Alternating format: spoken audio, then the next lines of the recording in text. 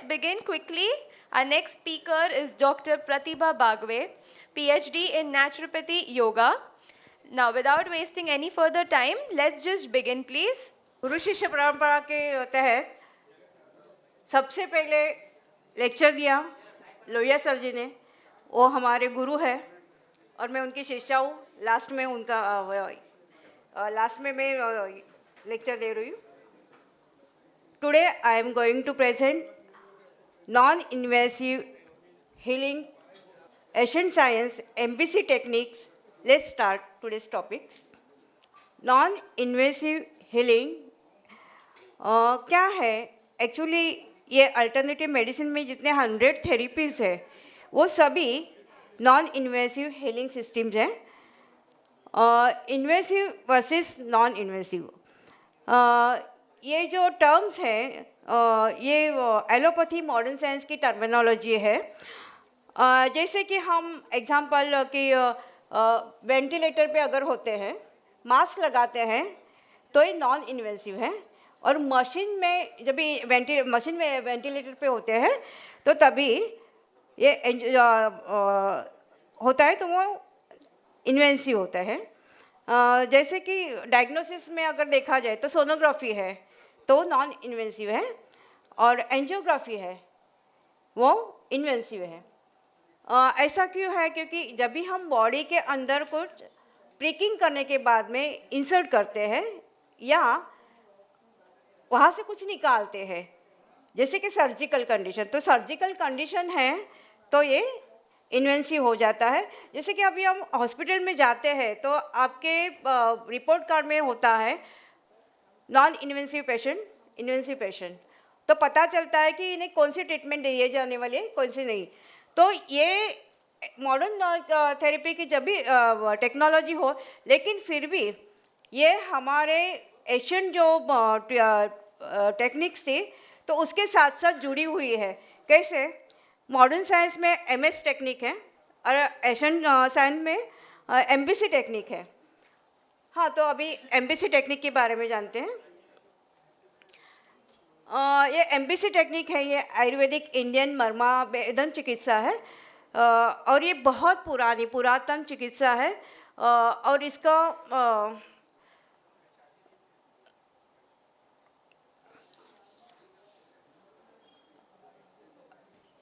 ये प्रगत प्राकृतिक चिकित्सा में ये मानवतावादी इंसानियत पर आधारित है।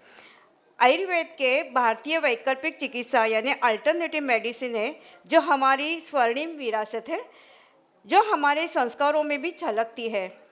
जैसे कि कर्णवेद, कर्णवेद यानी हमारे 11 संस्कार है भारतीयों में, तो उसमें से 9वां संस्कार है जो हम उम्र के पड़ाव में ज़रूरी होता है। तो हमारी डेवलपमेंट, जैसे कि कर्णवेद में हर हिंदू में नामकरण का विधि होता है।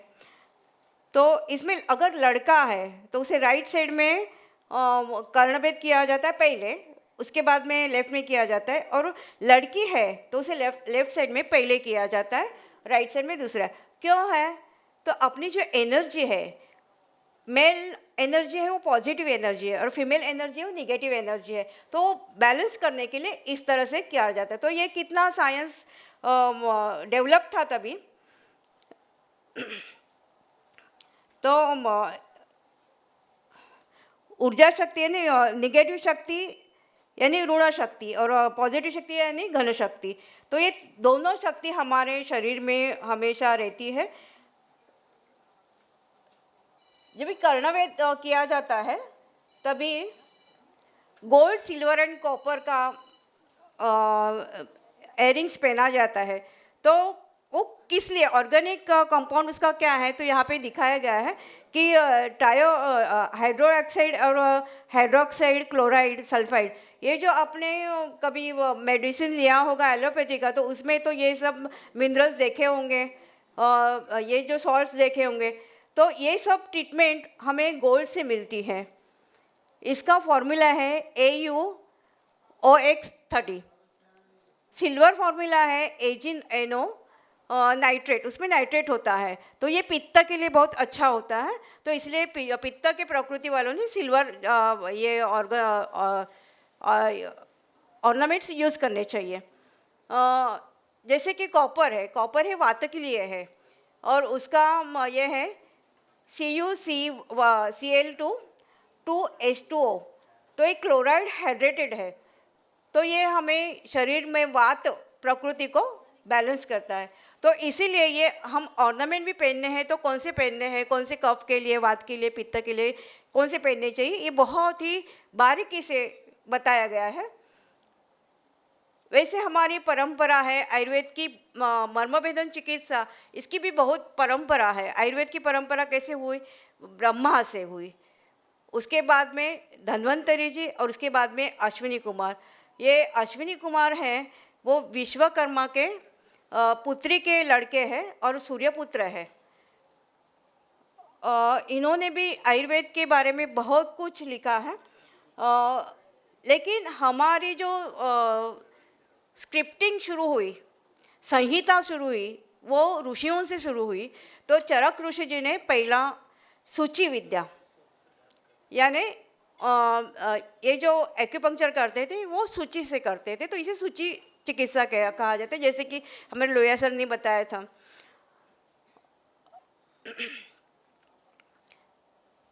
यह है टाइप्स ऑफ मर्मा, कि हमारे शरीर में जितने भी मर्मा है, स्नायु मर्मा है, मानस मर्मा है, अस्थि मर्मा है, संधि मर्मा है और शिरा मर्मा है, और इसके ये पूरी तरह से बाइफर्केशन बताए गए हैं।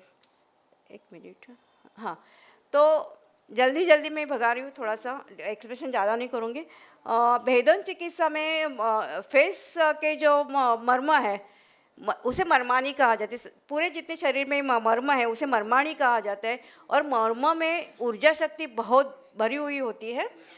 अगर इस ऊर्जा शक्ति को हम उजागर करें तो हमारा ब्लड सर्कुलेशन इम्प्रूव होता है, लिम्फेटिक सर्कुलेशन, टॉक्सिन्स रिमूव होते हैं, इमोशनल बैलेंसिंग होता है, इजीली एंग्जाइटी बढ़ती है वो बैलेंस होने लगती है, मूड अपलिफ्टिंग होता है तो वो बैलेंस होने लगता है।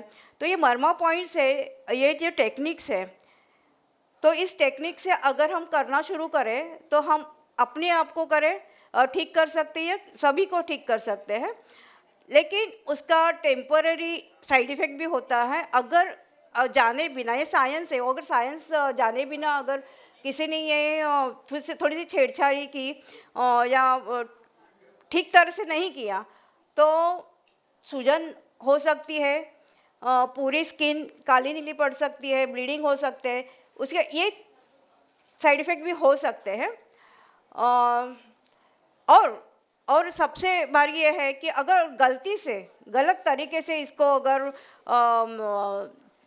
चिकित्सा की गई तो इमोशनल ट्रिगर हो जाते हैं, तो इसीलिए डिप्रेशंस वगैरह आ सकते हैं। तो इसीलिए थोड़ा सा ये पूरी तरह से समझ कर ही सीख कर ही करना चाहिए।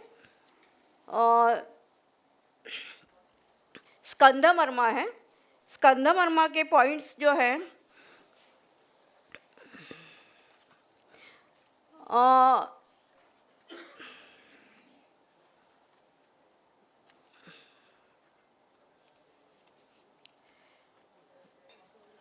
स्कंद मर्मा है जिससे बैलेंसिंग करने से फिजिकल इलनेस ठीक हो जाता है, मेंटल इलनेस ठीक हो जाता है, स्पिरिचुअल इलनेस हो जाता है। तो स्पिरिचुअल इलनेस क्या है?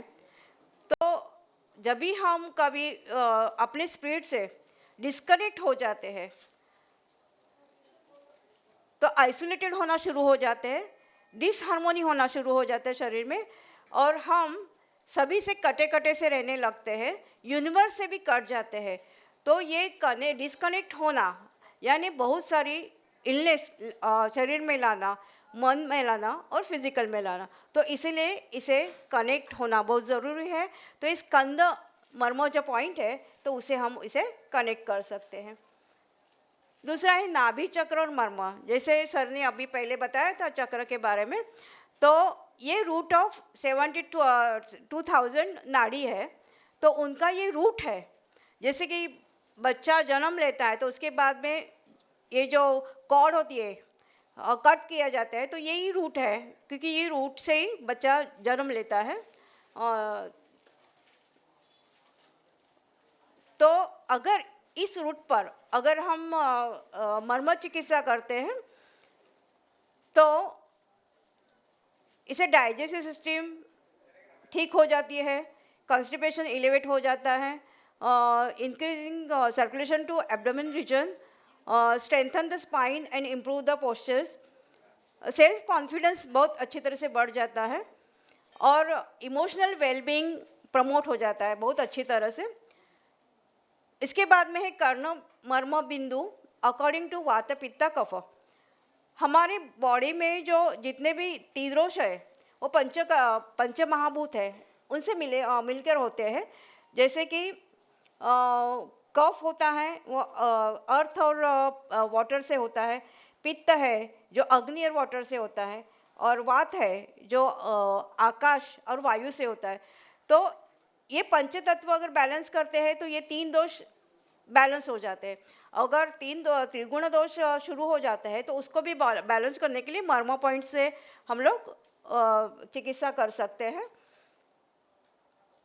और लास्ट ये है कि जब मैं प्री मिलिट्री ट्रेनिंग मैंने किया है तभी हमें ये सिखाया गया था कि अगर वेपन हाथ में नहीं है और अगर आपके सामने कोई शत्रु है तो उसे कैसे निष्पात करें, तो मर्मोघात पॉइंट बताए जाते थे। तो ना मर्मघात पॉइंट है वो बहुत सेंसिटिव होते हैं, अगर उसे कुछ इंजरी हुई तो हम विकलांग हो सकते हैं। तो वैसे एक मेरे पास केस आई थी कि एक वर्कर था, बाहर ऐसे काम कर रहा था और उसके इमारत से कुछ विंडो ऐसी टूट के एक कांच आई नीचे और उसके हाथ में यहाँ पर घुस गई, ब्लीडिंग हुआ। उसके बाद में वो गिडीनेस आया, कॉन्शियस हुआ, अनकॉन्शियस हुआ और उसे हॉस्पिटल में लेके गए। उसके बाद में उसे बॉडी पूरी तरह से डीएक्टिवेट हो गई। तो उसके लिए जैसे भी ट्रीटमेंट हुई, लेकिन जब ये हॉस्पिटल में उसका रूट कॉज पता नहीं चला तो वहाँ पे क्या लिखा गया कि इडियोटिक ट्रॉमेटिक सिंड्रोम, और उन्हें वैसे ही भेज दिया। उसके बाद में मेरे पास वो पेशेंट आया तो मैंने देखा तो उसके वर्म में थोड़ा सा घाव जाता था, तो उस पर मैंने ट्रीट किया और वापस वो एक्टिवेट होने शुरू हो गया। तो ये जो साइंस है ये हमारा बहुत डीप साइंस है, डीप नॉलेज है, जो एलोपैथी डिनाई करती है कि ये डिजीज़ नहीं है, लेकिन हमारे यहाँ पे उसका कारण है, कॉज है, रीज़न है। तो ये सब बातें हैं जो बहुत, आज मैंने सिर्फ मर्म के बारे में सिर्फ समझा है, लेकिन अगर उसको सीखना है तो बहुत डीपली जाना पड़ता है, क्योंकि ये डीप साइंस है। और ये इसके बेनिफिट बहुत अच्छे हैं कि भय चिंता क्रोध अवसाद ये कम हो जाते हैं, जो हम डेली महसूस करते हैं। तो ये सब ठीक होने लगते हैं, मूड ठीक हो जाता है, नींद अच्छी आती है। तो ये सब बातें हमने बहुत अच्छी तरह से की, तो मर्म चिकित्सा से हम बहुत अच्छी तरह से फ़ायदा उठा सकते हैं। इसको यूज़ करने के अलग अलग आयुर्वेदिक तरीके हैं, जैसे कि इन्फ्यूज़ ऑयल यूज़ किया जाता है, तो प्रकृति अनुरूप होते हैं कि कौन सी प्रकृति कैसी है, कफ की है, पित्त की है, सान्निपातिक है, और उस तरीके से उसे ऑयल यूज़ किए जाते हैं। कभी कभी मसाज होता है, कभी अलग अलग तरीके से ट्रीट किया जाता है। इलेक्ट्रिक करंट्स कभी कभी दिए जाते हैं, अग्निकर्म कभी कभी किया जाता है। तो उसे क्या ज़रूरत है उस तरह का से ट्रीटमेंट होती है। तो अगर ये सब साइंस हम डीपली सीखें तो हमारी जो पुरातन संस्कृति है, हमारी जो स्वर्णिम विरासत है, उसे हम वापस ला सकते हैं और सबके लिए हम बहुत अच्छी हेल्थ ला सकते हैं। कम पैसों में अच्छी हेल्थ लेने हैं तो इस तरह से पुरातन हमारे जितने भी अल्टरनेटिव थेरेपीज़ है, अल्टरनेटिव थेरेपीज़ में ही आयुर्वेद आ जाता है। तो ये सब अल्टरनेटिव जिसे अब और ये सीक्रेट लॉस्ट सीक्रेट है हमारा मर्म आयुर्वेदिक मर्म भेदन चिकित्सा, ये जो लॉस्ट है और अभी इसका ज़्यादा यूज़ नहीं होता। जैसे कि TCM आज बहुत उभरा हुआ है, लोग परिचित है उससे, लेकिन इस साइंस से अभी इतने परिचित नहीं है जितने होना चाहिए। घर की मुर्गी दाल बराबर इस तरह से जो होता है वही सब जगह पे हमारे थेरेपिस्ट के साथ हुआ है। तो अगर हम ही उसे वापस इम्प्रूव करें, वापस सबके सामने लाए, प्रेजेंट करें, अच्छी तरह से शिक्षा दें, तो ये बहुत अच्छी तरह से हो सकता है। तो thanks to Asian science, MBC technique, thank you very much. B Kumar sir हमें अच्छी बी कुमार जी को थैंक्स देना चाहती हूँ कि उन्होंने मुझे आज ऐसी अपॉर्चुनिटी दी कि मैं आपका थोड़ा सा एक टॉपिक में यहाँ पे डिस्कस कर सकूँ। धन्यवाद। Thank you, Dr. Pratibha ji. I would like to request B. Kumar ji to present a token of appreciation.